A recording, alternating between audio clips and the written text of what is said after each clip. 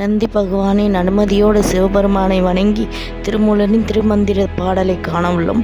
பாடல் 2875. ஈற்ற பசுக்கள் 24 உள்ள ஊற்ற பசுக்கள் ஒரு கடம் பால் போதும். காற்ற பசுக்கள் கரந்தின்னும் காலத்தே மாற்ற பசுக்கள் வரமறியாதே. இதை ஒரு நாள் ஒரு சீடர் திருமூலரிடம் கேட்டார். சுவாமி, ஏன் இந்த பாடலில் பசுக்களை பற்றி பாடுகின்றீர்கள்? திருமூலர் புன்னகைத்தார்.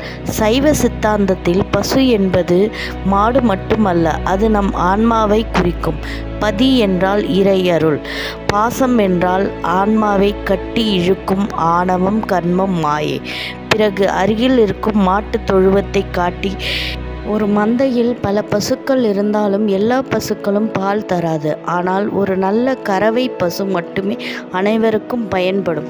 அதுபோல் ஒரு மனித உடலில் மனம், புலன்கள், ஆசை என 24 தத்துவங்கள் உள்ளன. ஆனால் அவை அனைத்துமே பாசத்தின் கீழ் செயல்படுவதால் அவை நமக்கு இறையருள் அனுபவம் கிடைக்காது. ஆனால் பசு தனது பாசத்தை நீக்கி பதியை அடைந்தால் அப்பொழுது சிவஞானம் கிட்டும் என்பதே இதன் பொருளாகும். வாழ்க வளமுடன். நன்றி.